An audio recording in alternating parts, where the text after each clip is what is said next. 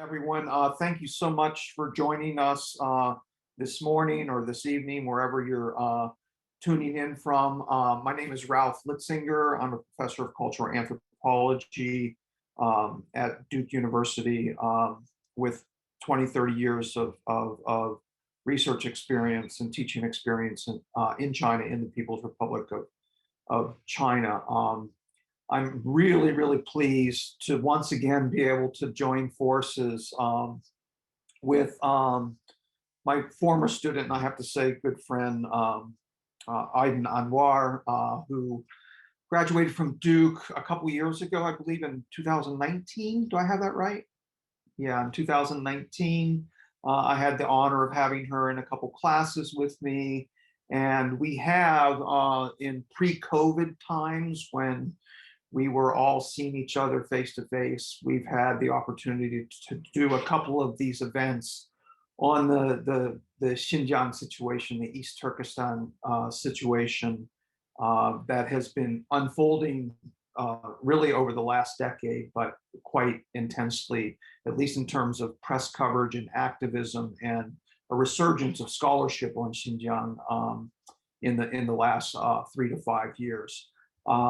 We had one event at Duke, I guess during Aiden's senior year, where we had at least 200 people gather for this event. It was supposed to be an hour and a half. It went for 4 hours and was a very intense interaction. We're not going to go for 4 hours today. We're going to limit this today between an hour and a half.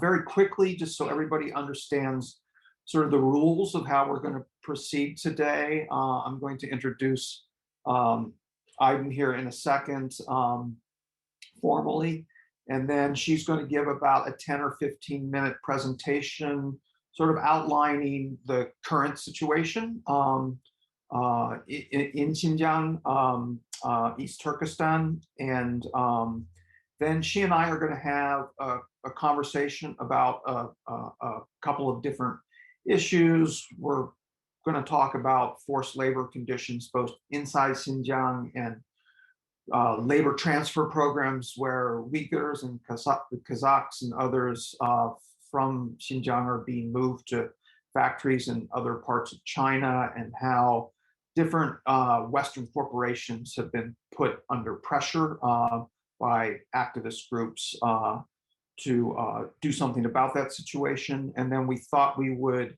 talk a little bit about media coverage, Western media coverage, the role of journalism in all this, and how Uyghur activists have been both using that media coverage, but also responding to pushback from the Chinese government. We'll talk a little bit about the genocide question, and this allows me to introduce quickly another event that's happening this afternoon that Julie Maxwell is going to put the announcement for in the chat so everyone can see it. This is an event that begins today at 3:30, sponsored by the FHI,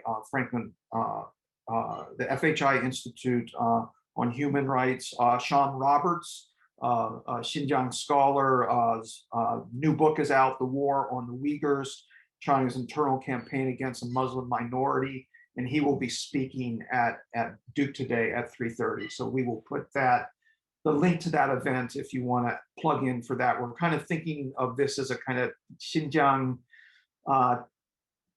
teach-in day with these two events happening. So let me, and then after that, we are going to open it up to chat. If you have questions for Aiden, please put them in the chat. Everybody will be muted, and we will read out the chat questions and allow her to respond to them. Okay.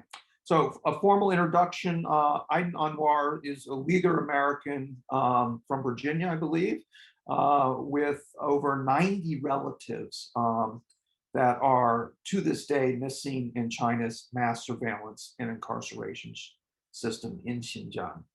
Last year, Aiden served as the team lead of the Save Uyghur campaign, under the Justice for All program, which is a human rights nonprofit advocating against systematic Muslim oppression, not only in Xinjiang and China, but worldwide. During her youth and college years, she worked on East Turkestan advocacy by raising awareness through media, public speaking, and working on relief efforts for Uyghur refugees in Turkey, where she did quite a bit of research, as I recall, as an undergrad. She has spoken on multiple media outlets. She is a public figure and a public intellectual on the topic of East Turkestan, genocide, the faulty war on terror, with her most notable video, which we could actually also link this as well on Now This, where she talks about the situation in East Turkestan, garnering over 100 million online views worldwide. I don't think there's a Duke professor or a student that can boast that kind of that kind of views on a YouTube talk. And Aydin holds a Bachelor of Arts from Duke University in the excellent program in International Comparative Studies. Shout out to our sponsors. Today's event is sponsored by the Duke Islamic Studies Center, the Asian and Middle Eastern Studies Department, AIMS, the Center for Muslim Life at Duke, Cultural Anthropology Program, the Duke International Comparative Studies Program, the Duke Asian Pacific Studies Institute, and the Duke University Middle Eastern Studies Center. We had about 110 people sign up for this event today, and it looks like we've got about 75 with us now. So I want to thank you all for tuning in today and joining what I hope will be a very, very productive and interesting conversation. So let me turn it over to Aydin. She's going to begin. Thank you so much, Dr. Litzinger, for the introduction, and thank you all for being here to learn more about what is happening to my family, to millions of other families that have been separated and subjected to what is happening in Chinese-occupied East Turkestan. I have a PowerPoint that I would like to share with you all.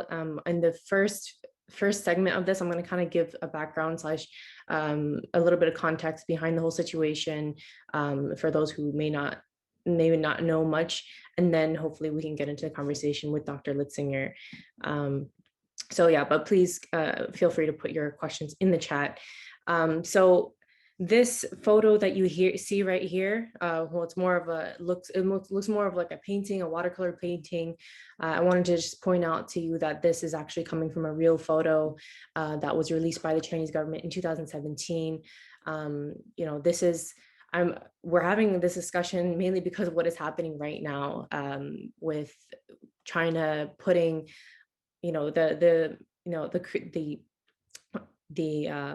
with China putting over 1 million Uyghurs and other Turkic people in concentration camps. 1 million people is actually a very conservative estimate. The US State Department actually estimates that this number can be up to 3 million.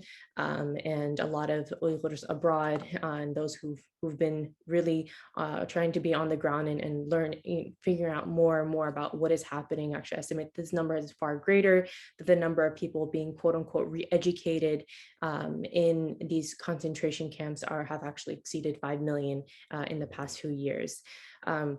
So essentially, China is carrying out this mass incarceration campaign to basically wipe out the Uyghur and other Turkic people. And for background info, Uyghurs are a Turkic ethnic group living in East Turkestan. It's a nation under the occupation of China. And I hope to touch on that just quite briefly so people understand the greater context of who we are as a people, the occupation that we've been living under, which is something that actually a lot of people don't talk about. The media really doesn't really shed light on that. And I think that's usually what's missing out of our narrative. People think we're just some kind of ethnic minority that's always been a part of China, that we're just Chinese Muslims.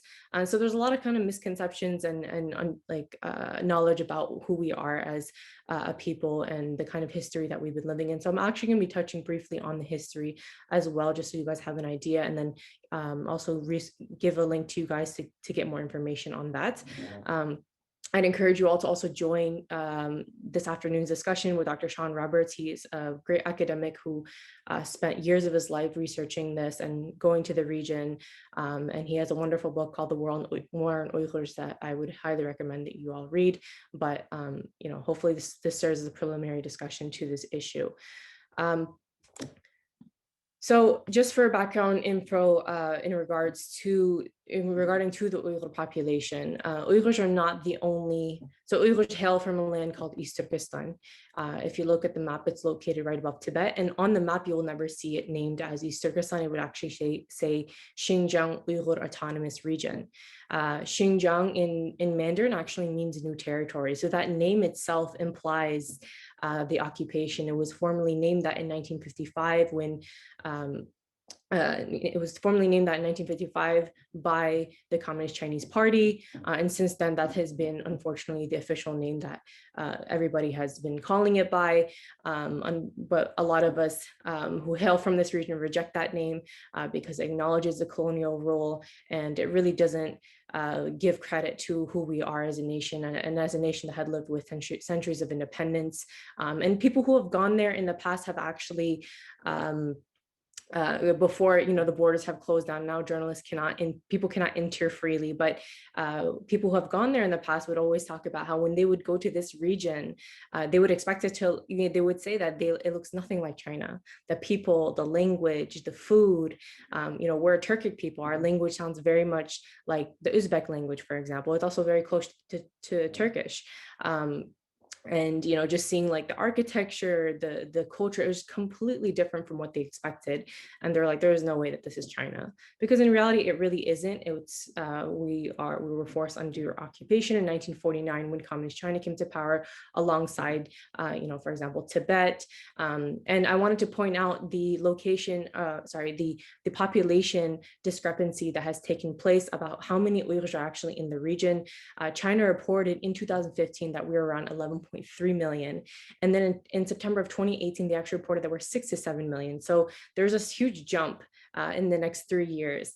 And we estimate, or we're predicting that this is China's way of lowering our numbers on paper, because estimates by Uyghur scholars actually claim that this number is actually far greater than 20 million. Some even claim it's up to 35 million. In addition, you also have other Turkic ethnic groups living in this region as well, including Kazakhs, Kyrgyz, Uzbek, and Tatars in the region. So we don't want to erase their presence as well. Hence the name East Turkestan, which means the land of the Eastern Turks.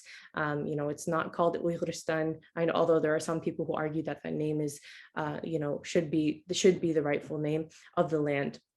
And for the sake of, to kind of understand the scope of this land, it's also the same size as California, Arizona, New Mexico, Colorado, Utah, and Nevada combined.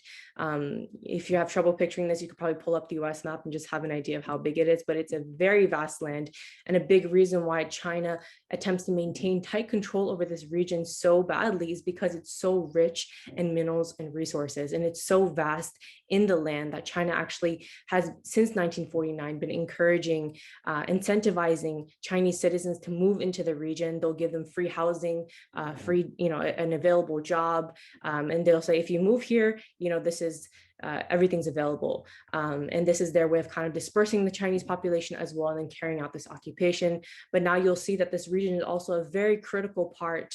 It serves as a very critical part of the One Belt, One Road initiative. If you don't know what this initiative is, I encourage you all to also look this up and research it, because it's a huge reason why China is is going really hard on the East Turkestani population currently. Essentially, it's it's a multi-trillion-dollar project that is aimed to kind of connect China with the rest of the world economically, and to honestly make other countries fully economic dependent on China through gas pipelines and all these, and then like railroads that kind of connect these countries, that essentially give them these resources that these other countries would not be able to get elsewhere. So that if you look at this land, this is like a key connector for that initiative. This is the national flag of East Turkestan, and I want to point this out specifically because you'll never see this flag in East Turkestan itself. Having this flag will be essentially a death sentence for you or your family. I'm pretty sure there are actually a lot of people in East Turkestan now. Let's say they're a teenager, they've probably never seen this flag in their entire life. And they can't even call it East Turkestan because that name itself is, considered a political name that shows that you are quote unquote separatist, extremist, or terrorist. So China has what they call three evils. There's separatism, terrorism, and extremism, and they equate all three of them. So if you happen to advocate for the independence of East Turkestan after having been occupied, then you're immediately a terrorist and extremist. And they use these three terminologies to kind of justify what they are doing now to the Turkic population. And now increasingly, we're starting to see that the way that China is oppressing these people has also been extended to other, other ethnic groups, other religious groups as well. And I want to point out to you guys that this flag is exactly the same as a Turkish flag, but it's just light blue. So I just want you guys to have an idea. You might see this flag if you go to a local protest where there are Uyghurs protesting. This is our national flag and something that we are trying to preserve and really hold on to. I'm not going to take too long in history, but I feel like this is really important because, again, most people don't really understand where we hail from. But I want to kind of just highlight the fact that, the Uyghurs and other Turkic people living there lived with centuries of independence before being formally occupied. They played a crucial role in establishing multiple Khanates. They played a crucial role in establishing the Gansu Uyghur Kingdom. And you can see the time periods in this presentation. The Idiqut state, they lived co-independently in the Mongol Empire, playing crucial roles in its administration through, at the time Genghis Khan, was in power, and then he ended up using the Uyghur Yasa law system and the Uyghur script. This is just an example of the way that the Uyghurs really influenced the Mongol Empire. And you can see the way that the two actually lived co-independently at the time. East Turkestan was then invaded by the Manchu Qing Empire in 1759. And then when the Qing Empire collapsed in 1911 and eventually National China came to power a year later, this marked the first official Chinese invasion of East Turkestan. And so from then you have multiple rebellions that take place. Obviously, you're going to have resistance from this occupation, and this eventually ended up leading to the first East Turkestan Islamic Republic being founded. Unfortunately, this was shortly crushed afterwards by the Chinese state and with the help of the Soviet Union. And then again, you have multiple rebellions take place again, and the Second East Turkestan Republic is formed. This lasted only around 5 years until 1949 when Communist China came to power. And since then, the people of East Turkestan have been living under brutal forms of occupation. You see, we don't have time to go through like what happens decade to decade, but you'll see like in the 1950s marked a really, really horrible time period where religious scholars, leaders, intellectuals were all being killed off, executed. People were, fleeing, and then you have obviously the Cultural Revolution that takes place that affected all of China, but this deeply affects, people within East Turkestan, for example, and within Tibet in a more intense manner. My parents grew up in the Cultural Revolution and shares a lot of at least my dad talks a lot about the horrible stories and the kind of humiliation that his family went through because he owned land, and he actually grew up in a labor camp where his parents were forced to basically were forced to work on the fields for hours on end with no pay at all. And then now you fast forward to 2021, and unfortunately you have an ongoing genocide of the people of East Turkestan taking place with the usage of the largest concentration camp system since the Holocaust. And I want to point this out because I think there's a lot of parallels to what's happening right now to things that have happened in the past. And we say things like never again, but with the world's response and how slowly things how slowly people are responding, it seems like unfortunately this may actually take place to a fuller extent if swift action is not taken. And I just want to share with you all this photo. This is the historic photo marking the establishment of the first East Turkestan Islamic Republic. As you can see, just through the first couple of rows of people sitting there, this movement was actually spearheaded by ulama, or local Islamic scholars. Unfortunately, these people were then either imprisoned or executed, or eventually had to flee because of their involvement. And this took place again in 1933. And there are a lot more historical photos I'd love to share with you all. If you guys need to, I can be more than happy to send this over. But I just wanted to kind of point this out to you all when thinking about this.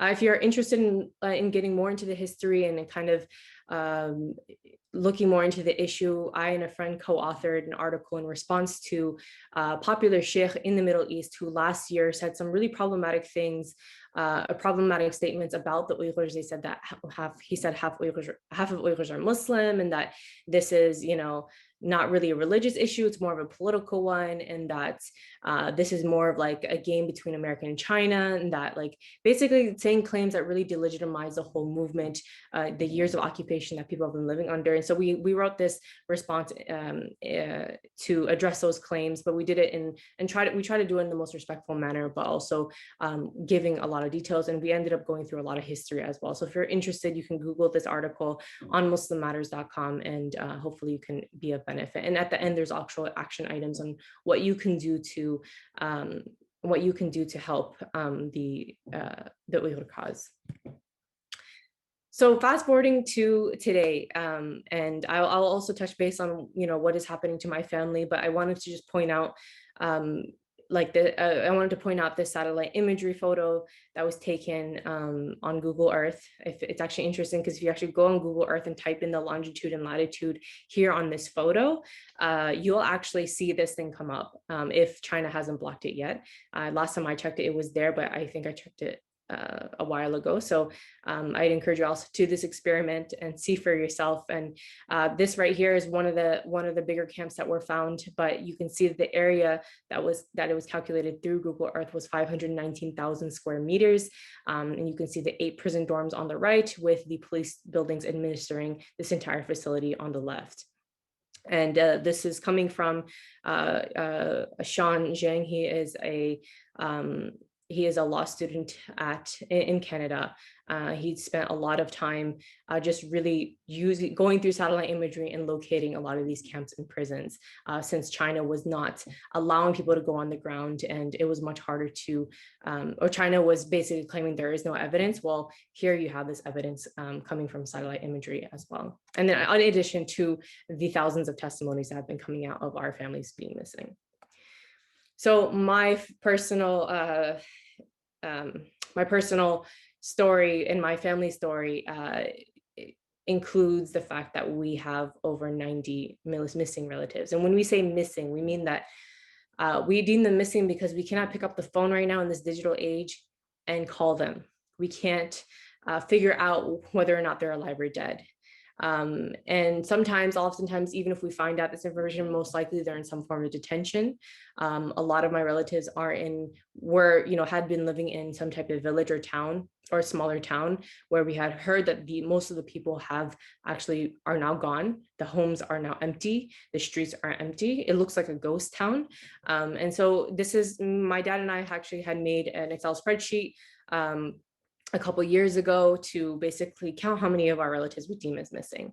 And so we start off on my dad's side, and you can see through this list, the relationship, the approximate date of birth, the citizenship status. All of them are obviously considered of Chinese citizenship, and the details of the case. And if you look at the details of the case, you'll notice that almost all of them says no contact or missing. And that's one of the worst things for us, is like the fear of the unknown, on not knowing exactly, how many people are in these camps / prisons.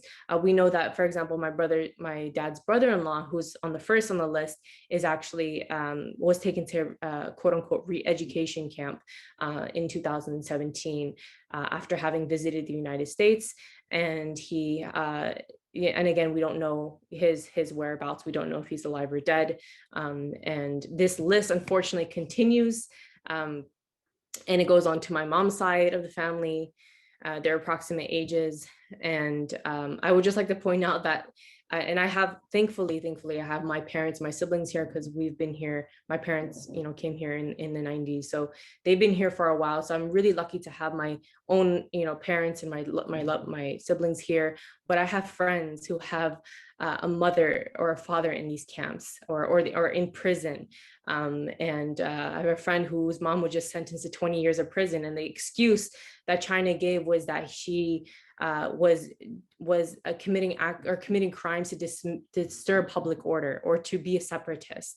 And this is the notion, this is the excuse that China uses to sentence these people to prisons, even if they have absolutely no evidence, if that person is apolitical, they have nothing to do with any type of movement outside of China. This is the kind of excuse that they're using. And so the reason why I'm emphasizing prisons is because beyond these prisons, there's also beyond these camps, there are also prisons where people are being transferred from these camps and then being sentenced to these prisons for a very lengthy amount of years for random charges and with no legal trial. So essentially, it's just this really dark incarceration campaign. If you're not in a camp, you're then in a prison.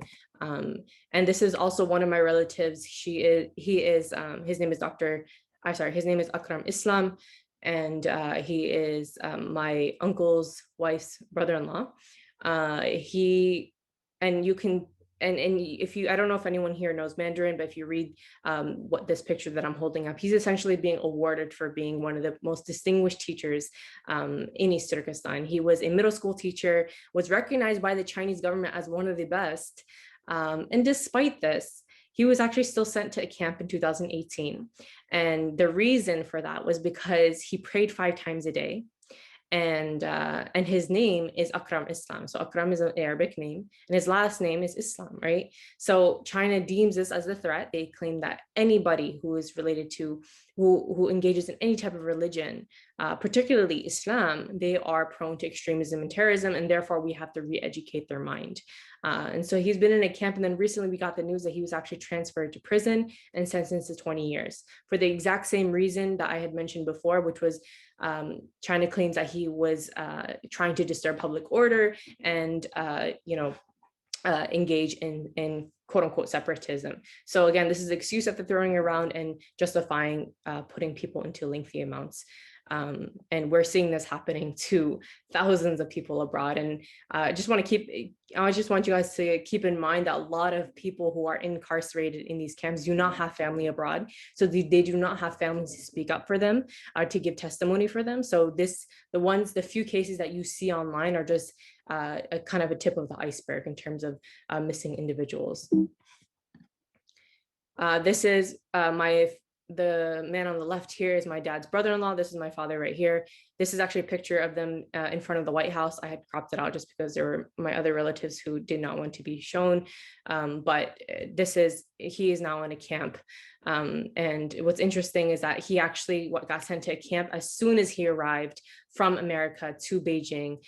They immediately detained him while his wife and his kids were waiting outside. And his wife is actually a judge in East Turkestan, and she had tried so hard to try to release him, despite her being in the justice system, and it did not. He never got released.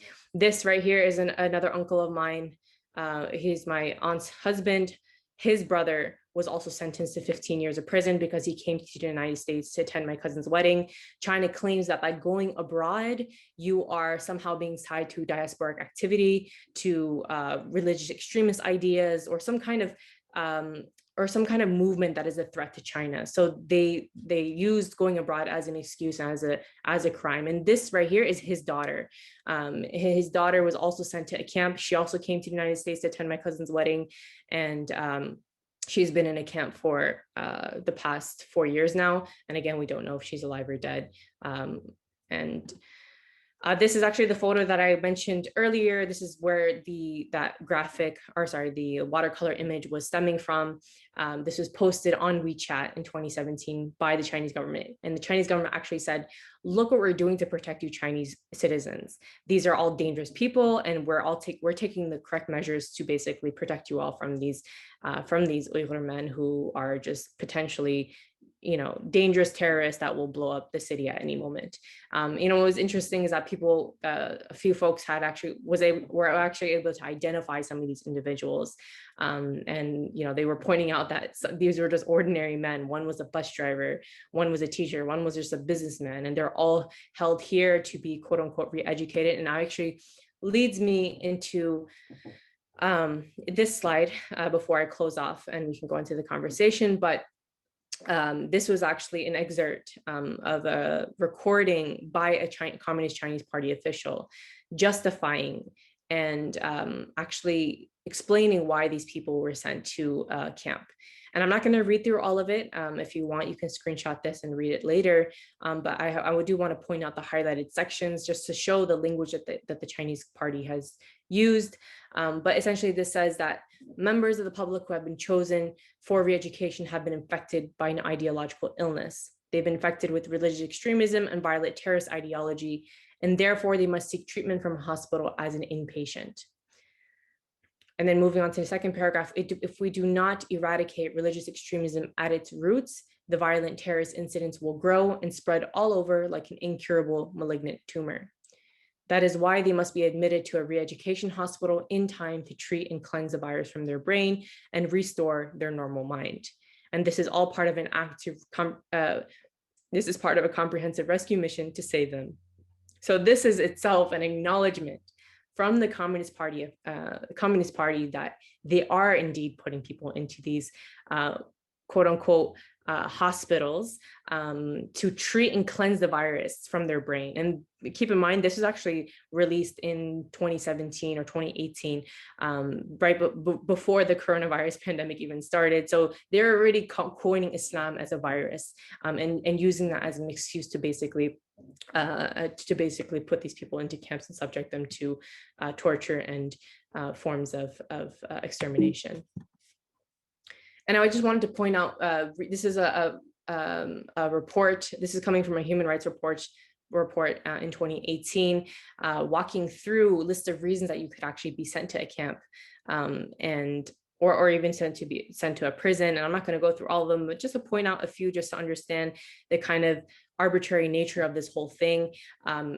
You could own a tent and be sent to a camp, own extra food, owning multiple knives, abstaining from alcohol, praying, fasting, going to a mosque, telling others not to sin, having too many children, having WhatsApp, watching a video filmed abroad, speaking with someone who has traveled abroad. And again, we know people in our community who's actually been sentenced to prison for speaking to someone abroad. Having traveled abroad yourself, this is a huge one as well. We know of many people as well who've been sentenced to 20 years of prison because they went to Turkey for vacation, or they went to the United States, including my own, family members. Trying to kill yourself when in the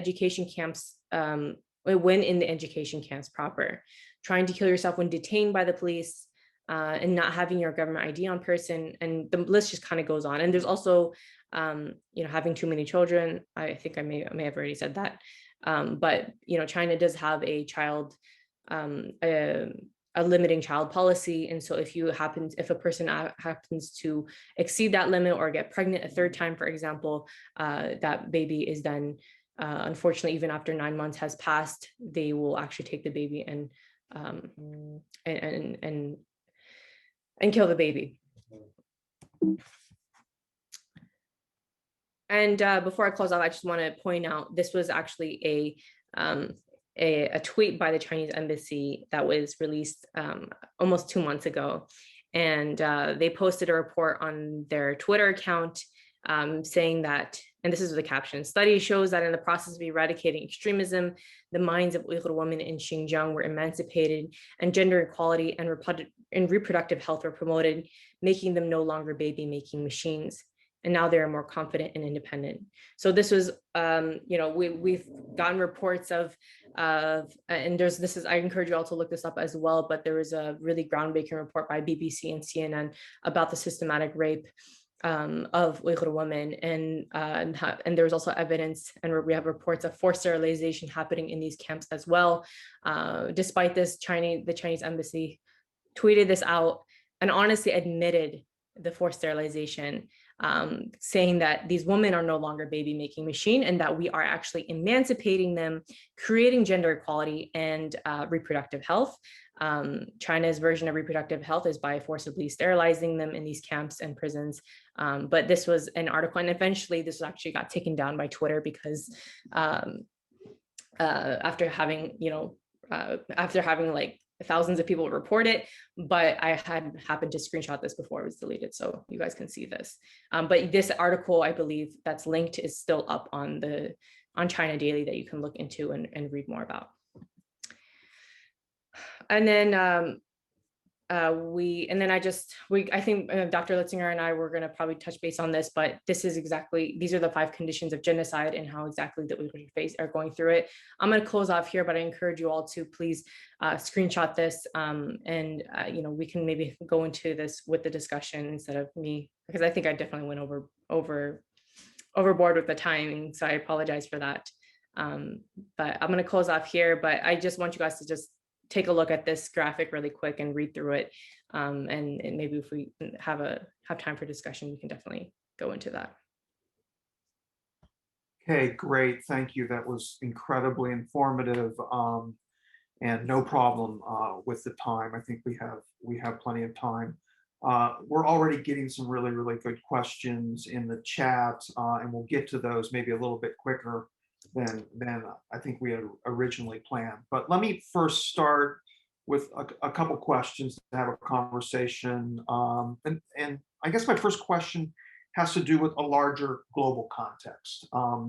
You had mentioned, Aydin, China's war on terror. Of course, in the US, after 9/11, we have had our own war on terror against Arabic and Muslim people. And this led to the Patriot Act, all kinds of racial profiling. We've had the Guantanamo Bay situation. Could you talk a little bit? The first question is, could you talk a little bit about your understanding of the connections between the US war on terror after 9/11 and how we've gotten to the situation where there's now a war on terror in East Turkestan, in Xinjiang? That's the first question. The second question, I know you did work as an undergraduate in Turkey and you followed very closely the situation with Uyghurs in Turkey, Egypt, and other Muslim Arabic-speaking countries. Some people have asked the question, why haven't more countries like Turkey, Egypt, Saudi Arabia, Malaysia, been more supportive of the diasporic Uyghur activist campaign? So Right. those are sort of 2 global questions I thought we'd start with. Okay, so for the first question, I think that's a really great segue into this conversation because before 9/11, and to emphasize again, this oppression has been ongoing. It's not until the past, the concentration camp system didn't start until 2016. And so before that, though, you still had forms of discrimination, oppression, and even imprisoning of innocent people within Chinese borders. And before 9/11, China would actually use the whole poverty/development narrative to justify what they're doing, to justify the occupation, claiming that we are actually going into this land, we're helping these people come out of poverty and help them develop, because and again, it's the whole typical colonial narrative where they say that we're like this backwards people, that we need this help from an outsider. In reality, though, China is actually, with their occupation and the Han migration into the region and the kinds of discrimination that you've seen even within the workplace, and how like even if you're born and raised in East Turkestan, you go to a top college, the chances of you finding a good job compared to a Han Chinese individual who's also there at the same time is very, very low. And so before 9/11, China used this narrative to justify the crackdown on East Turkestan. But then after 9/11, and particularly in 2003, when the US launched this war on terror, China then was like, okay, well, we can use this as an excuse, and also claim the same thing, say that these people are also prone to extremism because there were multiple incidents that took place where Uyghurs were resisting on the ground. There were like, let's say, like demonstrations that took place, and eventually with the Chinese state crackdown eventually ended up becoming violent, or people were killed and it was a little bloody. And so as a result, China would then use these incidents to say these people are terrorists, these people are dangerous, we're going to use, and because they are all and they understand that these people have been systematically oppressed, the Chinese government, they know that what they've been doing, so they're using this whole trope to basically say that these people need to be quote unquote re-educated. I would also like to add as well that with the global war on terror launching, that 22 Uyghurs were actually sent to Guantanamo Bay, and this was actually largely done and committed by the US government. There were Uyghurs who happened to be in Afghanistan and Pakistan at the wrong time in the wrong place because they were fleeing Chinese persecution. And then the US actually, created a deal with the local villagers saying that if you find anybody who looks suspicious, we will give you a $5,000 reward. I believe that number sometimes was actually greater than $5,000. And so they actually found these Uyghurs who were hiding, in a cave because they were fleeing again, and they ratted them out to the U.S. government, even though they're completely innocent, and they were sent to Guantanamo Bay and spent multiple years there until they were actually then released after realizing they were completely innocent and they were actually just fleeing another oppressor nation. So definitely and I would like to also point out that China is using the global war on terror to, again, as an excuse, because actually a lot of this oppression is not really linked to religion per se. That religion is not the main reason. It's actually more so ethnicity and China's desire to maintain tight control of the region. The existence of Uyghur culture, religion, identity threatens China's ability to maintain tight control of this region. They understand that when people have their own distinct identity and there's distinct civilization, that it's harder for China to be homogenized. And this is also, all part of their effort to kind of re-educate and kind of do something called human re-engineering. And also just get rid of us as a population as well. We see physical means of getting rid of us through forced sterilization, making sure that the next generation of Uyghurs don't exist, people coming out of these camps dead, torture, rape, and all these other horrific activities. And then the second question, right? So in regards to the Muslim country, Muslim majorities countries and their responses or lack of responses, this is largely due to China's economic ties with these countries. Again, I mentioned the One Belt One Road initiative, but China really uses their economic power to silence other countries. And unfortunately, even you have countries these Muslim countries have actually signed on to a letter praising what China is doing, saying that this is, we support your method to get rid of radical terrorism. And there are countries like Pakistan, for example, that have been historically known to speak out against, Muslim oppression. Imran Khan, spoke out against Israel's occupation of Palestine, for example. But then when it comes to the situation, and when he's asked about the Uyghurs that actually border Pakistan, East Turkestan borders Pakistan, he says things like, I actually don't know much about the situation. And a few days ago, he was actually tweeting. He actually tweeted and congratulated China for successfully alleviating or getting rid of poverty for many millions of people. So this is the kind of response that we're getting. Turkey, unfortunately, has also been, although they were vocal in the past, recently has also been a victim of this Chinese pressure, have actually they were actually caught raiding a few dozen Uyghur refugees and detaining them and putting them in deportation centers. We have no information as to if they have actually been deported yet or not.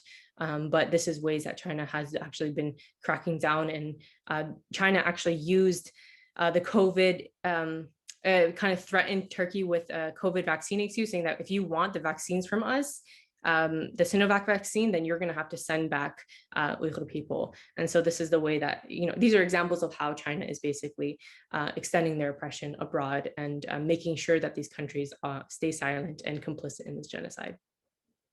Okay, great. Thank you. There's questions that follow up on this in the chat that we'll get to a little bit later, but I thought we should talk a little bit about a point you made in your presentation, which is the fact that Xinjiang is resource rich in terms of obviously natural gas, oil.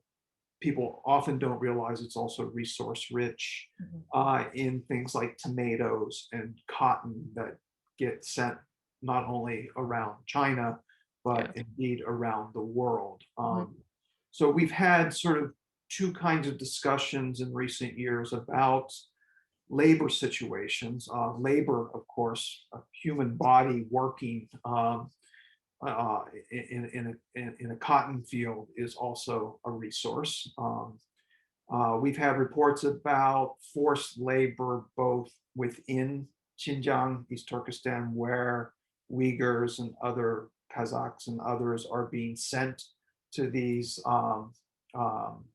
production facilities, especially with cotton. There's been a lot of activism around cotton, obviously because of its links into the textile industry, the global textile industry. And then more recently, in the last 2 to 3 years, but even more recently, there's been even better research, I think, being done on the ways in which, again, as part of a modernization, civilizing, remaking the Uyghur subject into a more productive, modern kind of citizen, which is the language that is often used. We have Uyghurs who are being transferred from different places in Xinjiang to places like Anhui, Hebei, Jiangxi, where provincial governments are working with factory owners to do labor recruitment. The BBC most recently ran a report just a couple of days ago where they got video that was Chinese government video where a young girl is sort of gently being coerced into joining one of these labor transfer programs, and in that case, she was going to go to be sent to Anhui.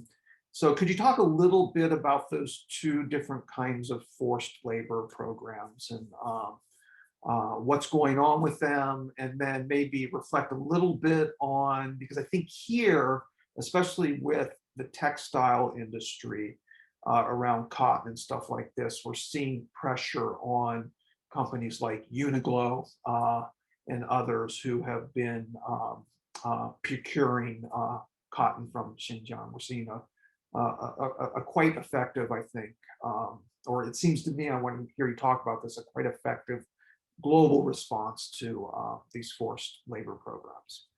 Yeah, so you mentioned two kinds of things going on, right? There are labor camps within East Turkestan. Actually, a lot of these labor camps are connected to the concentration camp itself. They've actually expanded these camps so that it's not just prison cells, but it's also a factory, so that they're using these detainees as a way for China to attain profit. And so I guess in China's mind, it's like, if we're going to be having these people detained in the first place, then might as well use their labor and use their bodies to help our economic enterprise. But so you have factories within these camps that have taken place, and where you have millions of people being subjected to this, and then you have actually labor camps outside of East Turkestan itself to parts of mainland China. There were actually videos being circulated, evidence being circulated of actually mass transfers of Uyghurs and Uyghurs and other Turkic people into mainland China, and where they're actually sent to these factories and in these other camps. But part of our prediction was that why is China transferring these people out is to also kind of lower the numbers of people, like kind of disperse the whole genocide taking place in general by having them dispersed out to different parts of to China proper. Then you have the number of Uyghurs in East Turkestan that are being oppressed lowered, and that has enabled China to say, hey, they're actually not labor camps, or there is not many labor camps in Xinjiang or East Turkestan, whereas in reality there are labor camps all throughout China, but that they're using these oppressed Turkic people to carry out these labor schemes. And then I would also like to point out that 80% of China's cotton actually comes from the East Turkestan region. They've been using these detainees to forcibly pick their cotton, including children, and 30% of US cotton actually comes from China, which is, if you do the math, is a huge is a huge percentage. So if you buy something that says made in China and it says 100% cotton, there is a very high chance that has been sourced from a forced laborer. So this is where, the whole boycott campaign comes in. We tell people to be a mindful shopper, not to buy something just because it's cheap and it says made in China. There's a reason why it's so cheap, not because just the forced labor is cheap, but also just because they're using actual slavery. There have been a lot of companies that have been tied to this forced labor, like Dr. Lutzinger mentioned, beyond Uniqlo, but there's also companies like Zara, Nike, Adidas, although Adidas actually retracted so with overall, with continuous campaigns, there have been companies that have retracted and said they're not going to use forced labor anymore. Adidas is one of those. But you have Nike, you have Zara, Victoria's Secret, H&M. H&M actually retracted their usage as well. And then you have, there are actually 12 Japanese firms that actually retracted their usage. So that's good news, including Sony and Toshiba. But, you have a lot of these companies, major companies that we may be wearing at this very moment that have sourced from forced labor. And I also would like to point out that beyond just using them as slaves, there are even reports that China has been using the hair products or the actual hair of prisoners, female prisoners, and using this to obviously make money. But China, the US actually seized tons of this human hair from China that had stemmed from East Turkestan. And there was actually a advertisement on a Chinese website selling this hair, and I'd actually like to share this with you all really quickly. So this was actually an advertisement on, I believe it's Amida, but essentially it says the advertisement is dark brown virgin Xinjiang human hair. So we have testimonies of Uyghur women who've been released who talk about how everybody's head was, their hair was chopped off and then they were eventually shaved. And so you can, if you want to look more into this report, I encourage you also to go on CNN and read into how the US seized this hair and a lot of these hair products that are actually being sent to places all around the world where people are, it's a multi-billion-dollar industry, just to remind you all. But this is exactly ways that China is profiting off of the genocide of our people, forced labor. You have, this hair, the usage of hair, and also this is not something we really touched on, but the usage of organ harvesting. And that's a whole other topic that is very lengthy, and I don't think there's really much discussion on that topic as well. But China uses a lot of the prisoners of conscience, cuts out their organs and sells these organs to the black market, selling organs anywhere from $100,000 to $250,000. So a lot of times when people will need organ transfers, they would go to China, and usually when organs take sometimes months, years to even get, within China, you can get it within 1 to 2 weeks because of this availability of prisoners that they're using. Someone asked in the chat, why is this website in English? Could you talk a little bit about sort of the global commodity circulation of hair? This has been going on in Right. India for a long time, and now it's moved into this. Right. Well, I'm assuming, I mean, I'm probably it's in English, so they can advertise it to different parts of the world, right? If you look on the side, uh, they have different types of hair, like raw Indian hair, whatever that means, Peruvian hair, Malaysian hair, Brazilian hair, hair extensions. They try to like kind of make it so that it's, you know, they can accommodate it to different parts of the world, to different, you know, populations, different women who have different hair types and want different hairstyles, I guess. But putting in English is just one way to just, you know, make it a global, make it globally accessible, essentially. Okay, great. So I think maybe one more question I'm going to ask you, and then we're going to drill down into the chat and pick some of these really great questions that have been emerging in the chat. This has to do, and a couple people have already raised this in the chat about the Western media coverage. And, you know, as we all know, in the last, certainly under the Trump administration, but even before this in certain respects, we've been in this period of over tech, over the South China Sea, a kind of new, what some folks have called a new Cold War, sort of a tech war with China. And a lot of, certainly if you go onto Twitter and into other sites, a lot of Chinese citizen or even Chinese nationalist response has been, you know, the Western media is biased, it can't be trusted, it's constantly trying to embarrass China, and then you'll hear the Chinese Foreign Ministry speak back to a UN report or to a BBC report, sort of totally denouncing the Western media. They don't sort of use the Trumpian fake news stuff, but it's biased.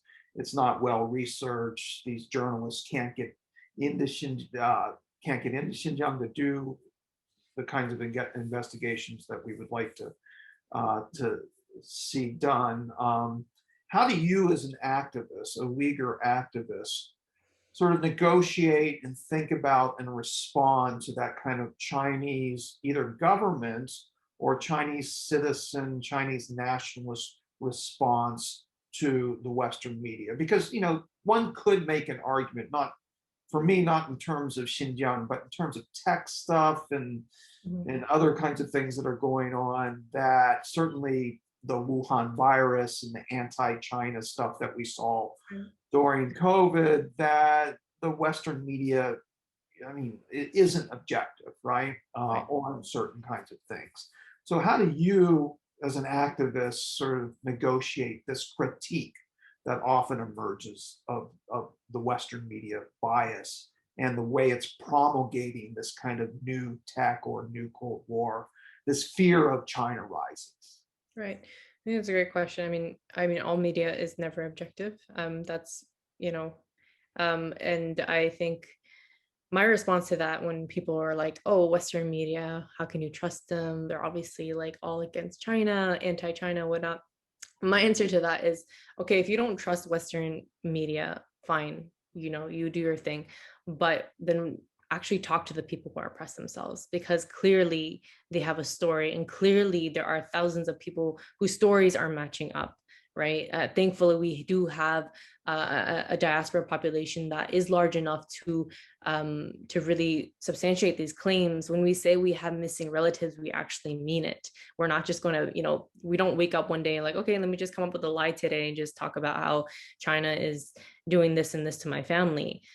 Clearly, obviously, if we could, we would love to have that, you know, to be able to contact our family, to have everything be normal. If that was the case, then there would be no reason for people to be speaking up. I would actually say that before this whole incarceration campaign took place, before people in our community who actually started to have their family members being detained or put into prisons, that they were actually not very active in the community or in the political sphere at all. They were just kind of like, yeah, let's just kind of, you know, we just want to survive. We just want to like go about our lives. But like, in regards to the bigger political oppression stuff, we're just going to leave it out. Like we had apathetic individuals in our community beforehand until they were actually then targeted, specifically. And once they had their families members missing, that's when they started speaking out.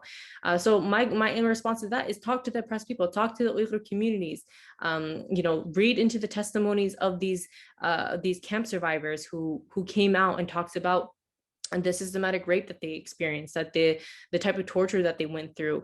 And I think a part of human rights discourse is also, people will say that testimony is not proper evidence. But in human rights, in the human rights world, unfortunately, that is our evidence, because you're not going to have camera in a camp of somebody being raped by Chinese officials and that's somehow going to be released to the rest of the world. Also, people who do try to, a lot of times the Chinese government will respond and say, why don't you come visit Xinjiang yourself and see for yourself, see with your own eyes? And our response is, okay, let us go in. We'd be happy to jump on a plane right now and go. But the reality is they actually won't let us in. They say these things, but they actually won't let us go. And even they've actually had staged tours for journalists to basically try to debunk the claims. And they were saying, if you want to come see this oppression, come for yourself. So they took them, put them in a 5-star hotel, and then took them to different parts of East Turkestan. They took them to a main square where they had like Uyghur people dancing, saying, hey, look, these people are so happy. They actually then took them to a camp. And I'd encourage you also to look into this. It's also, on multiple reports, but journalists go into these camps and they ask, these detainees, what is happening? They're like, are you guys being forced to be here? These detainees are obviously saying, yes, no, we volunteer to be here.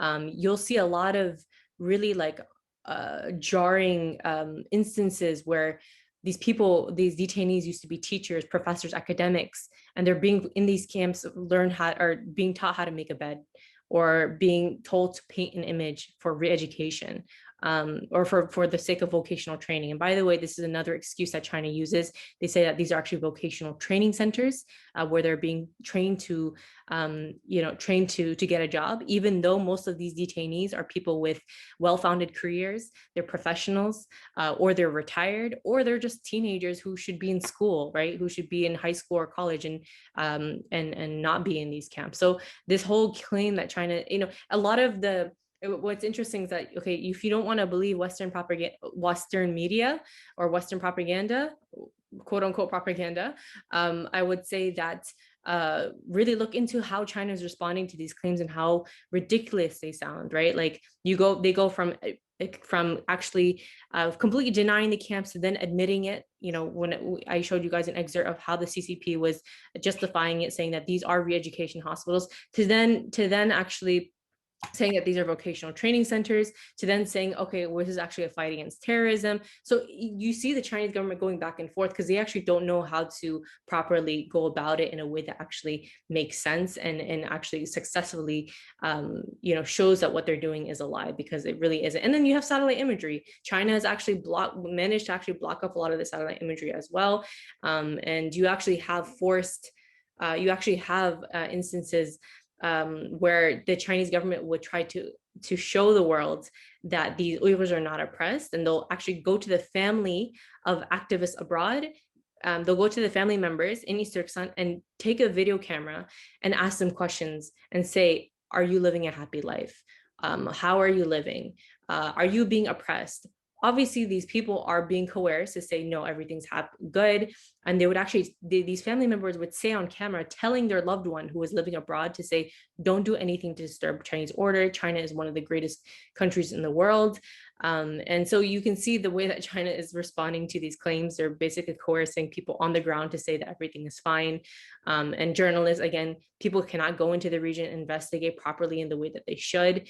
And so my response to that is just like, look at the Chinese government's response and make your own assumption, and go from there. But the Western, these reports that are coming out are coming from credible sources, from experts who have been in the region, and studied the region for, decades. They actually love China themselves. People, I'm sure Dr. Litzinger, you can also attest to this. You are a professor in Chinese studies. You have a loving relationship with China, or with the culture of China. I've been in your class and I could see the passion, right? And so for you to even see that this is something that is happening is heartbreaking for you, because you yourself want to maintain that relationship, want to continue teaching what you're teaching, but then you have this, nation carrying out a genocide and are conflicted in that. So you have people who, have these relationships with China and now are realizing or learning the realities on the ground, and trying to tell the world, and then the whole world is saying that they're not telling the truth.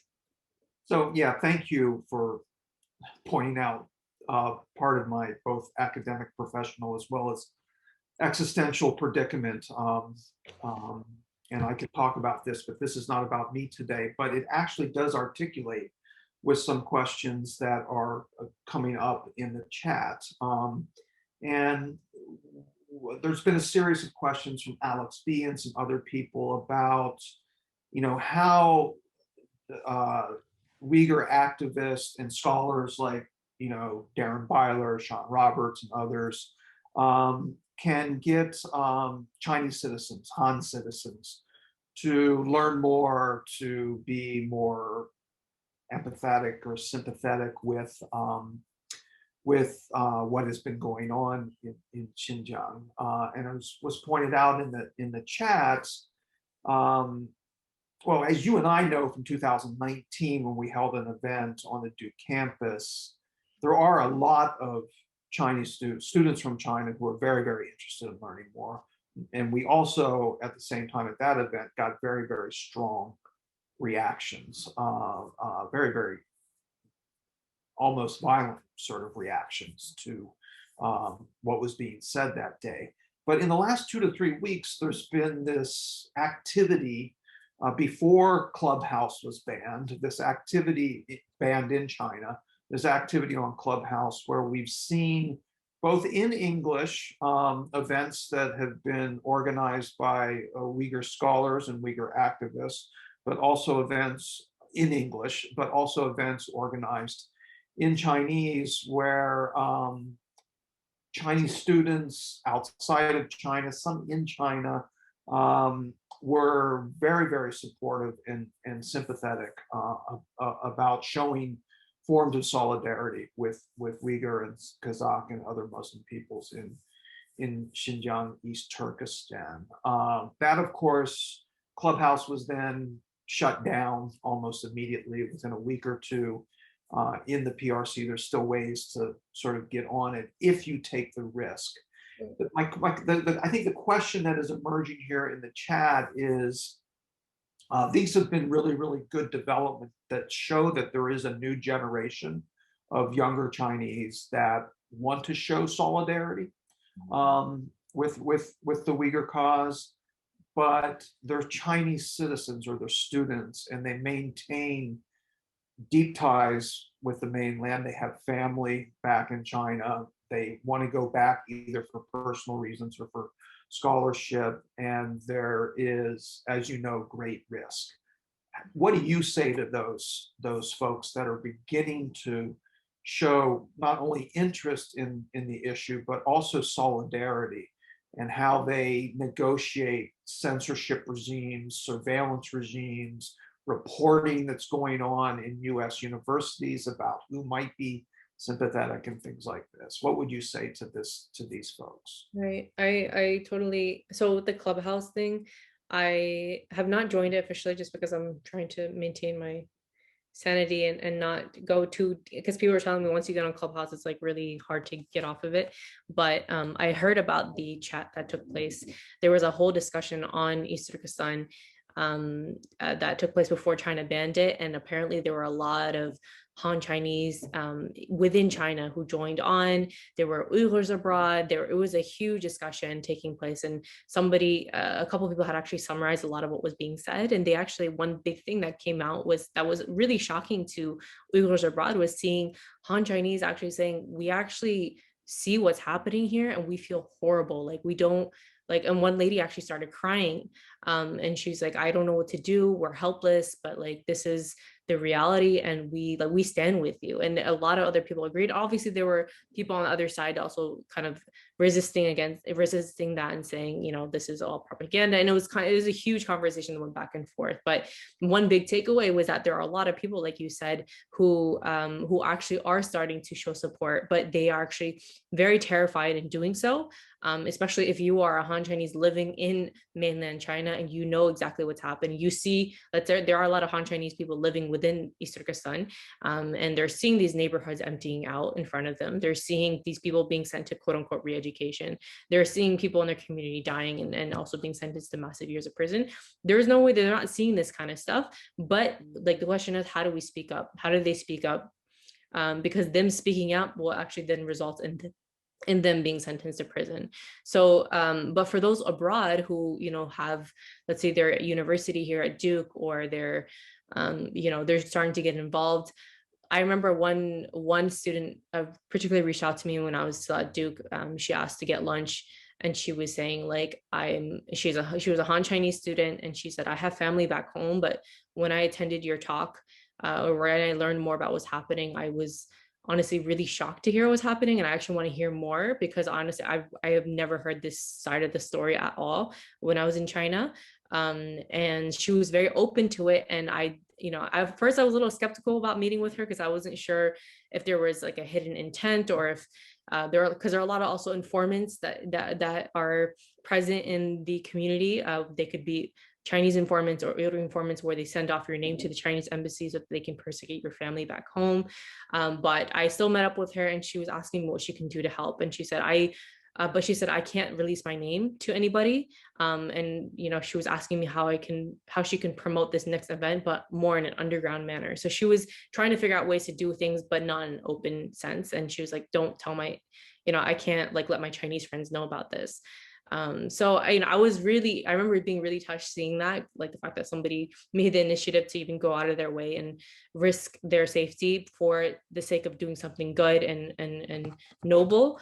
But in regards to academics, people who have ties with China in regards to scholarship, it is part of, I think, your duty as well as as a professor or whatever field you're in, to be able to balance the two, right? To be able to speak on, if you're going to dedicate your whole life speaking on China and not be able to speak about the repressive policies that the Chinese government is conducting, then there is a problem there, right? There is some complicity in that. And there are actually, thankfully, there has been a movement amongst Chinese academics or academics within the China sphere who have signed on to a letter saying that before they give a presentation on anything China related in the academic sphere, that they will actually say the Xinjiang Statement of Concern. And Dr. Litzinger, I'm sure you're aware of that, but it's basically before they start the presentation, they are telling their audience, this is what China is conducting and that you guys stand against this.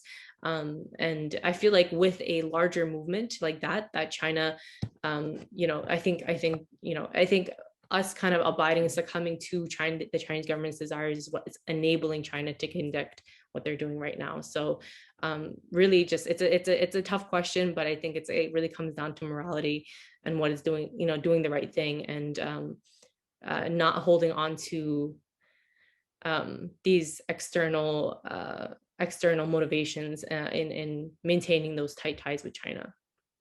Yeah, I will just say very, very briefly that in 2018, and I'm not sure how many other people have had a chance to do this, I did give a talk at Shanghai University at a conference on the question of Xinjiang and complicity, not just Xinjiang, but also with Apple and other kinds of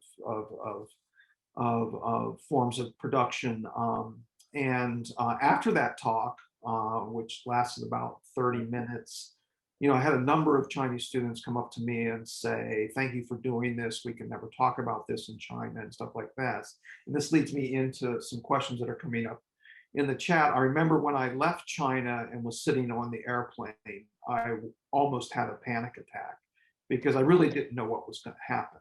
I knew I had taken a risk to even give that talk and even to raise the Xinjiang question at a conference in China.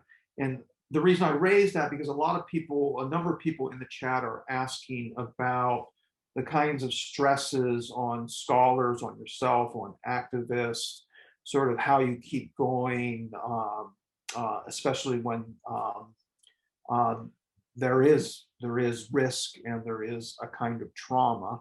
And then someone else, so that concerns sort of how scholars and activists sort of deal with the constant onslaught of documenting really, really bad news. And then really, really horrific news, especially if we are indeed talking about a genocide. And then someone, I think it was Caleb Ton, said, I have great concern with the women victims in these concentration camps. And then not to trigger anyone, but um, the question here is, I know rape victims will be subject to extreme trauma and shame.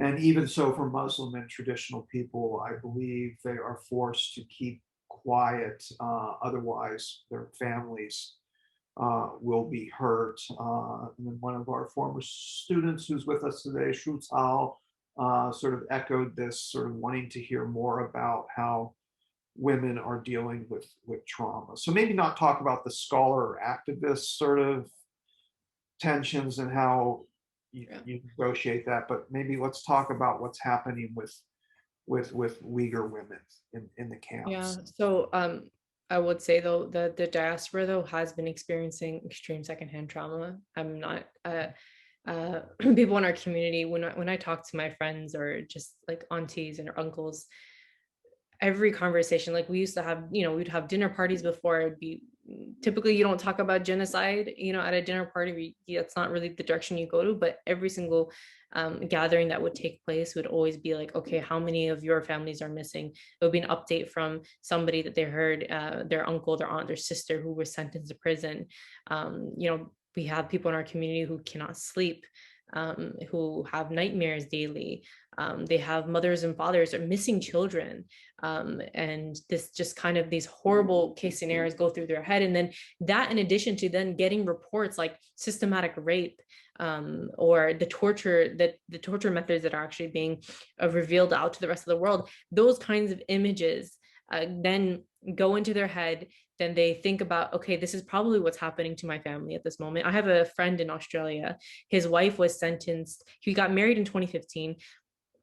He's still in his 20s. He and his wife got sentenced to 7 years of prison because she was abroad, and he has had no contact with her, not been able to obviously visit or call her. And I remember like when the whole rape report came out, I was hoping that he doesn't like people. I blocked him from seeing my social media posts because I did not want him to see it. I was like, this is going to be so traumatizing for him as a husband. And his wife, by the way, was also 7 weeks pregnant when she was, when she was taken away.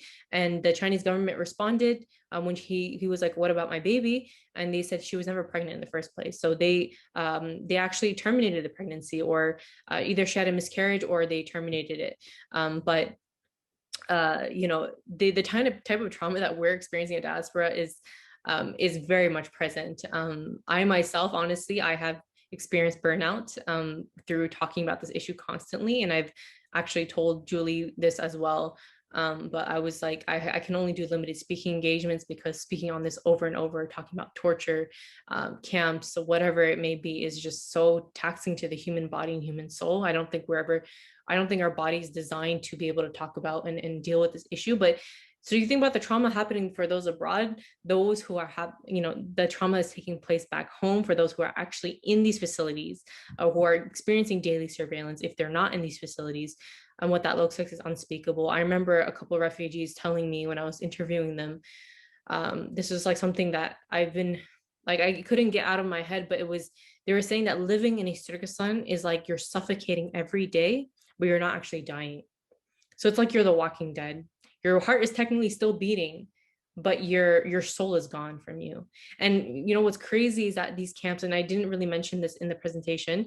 I typically do when I'm able to give more details. But one thing that a lot of these camp survivors talk about was actually they would actually be given drugs, unknown drugs, that would actually cause them to lose their memory and lose a sense of emotion. So they're literally have lost all sense of like a any kind of, like, for example, I remember one person was talking about how he forgot that he had kids.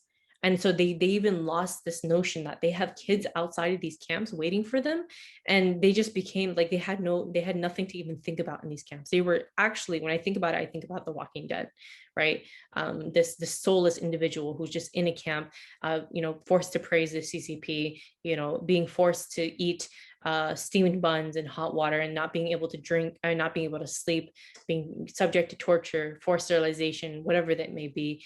And for the women, in regards to the Uyghur women, I'd encourage you all to read that report. I myself was not able to finish it just because it was too graphic, and they actually give you a trigger warning at the top, because these are not just normal rape.